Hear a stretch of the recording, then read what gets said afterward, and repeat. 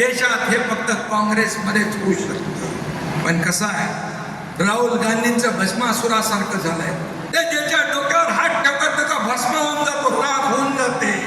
आपल्याकडे उबाटाला साफ केलं, तामिळनाडू डीएमकेचा बँड वाजवला, पश्चिम बंगालमध्ये ममता दिदींचा पाणीपत केलं, बिहारमध्ये आरजेडीला संपवलं, चारा खायला पाठवलं. राहुल गांधींनी काँग्रेसची तर वाट लावलीच, पण ज्यांना ज्यांना काँग्रेस बरोबर घेतलं त्यांचाही बँड वाजवून टाकला. एक म्हणतो आपण, जिसके साथ जाऊंगा उसकी नैया डुबाऊंगा, हे त्यांचं कर्तृत्व आहे. ना मैं जीतूंगा ना मैं जीतने दूंगा. पण मोदीजींचा आहे, ना मैं खाऊंगा ना मैं खाने दूंगा, देश को नई ऊंचाई पर ले जाऊंगा.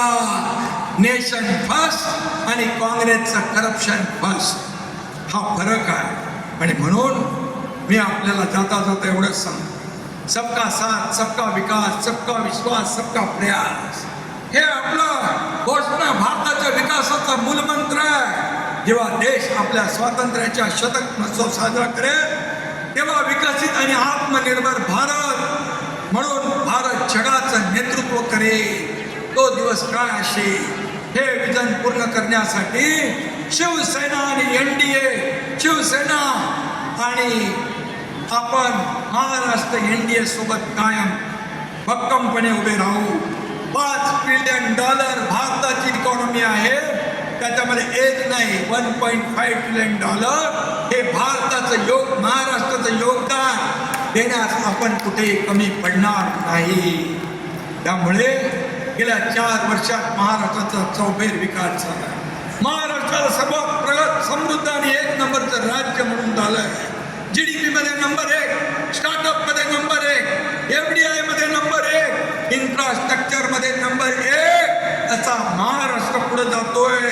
आणि म्हणून राजकारण काय ते चालतच राहील, पण महाराष्ट्राच्या जनतेला आधार देणं आपलं काम आहे. यावर्षी अल निनोचं संकट आलंय, शेतकरी काळजीमध्ये आहे, दुष्काळाची काळी छाया पडलेली आहे, त्याची सामना करण्याची तयारी आपली पूर्ण आहे.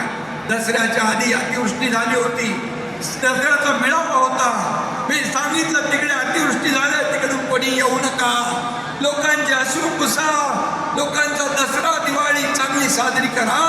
आणि आपल्या शिवसैनिकांनी त्यांचं दसऱ्याचं घराचं तोरण बांधलं. मी त्यावेळेस शेतकऱ्यांना सांगितलं, तुमची दिवाळी काळी होऊ देणार नाही, दिवाळीमध्ये त्यांच्या खात्यामध्ये पैसे टाकण्याचं काम केलं.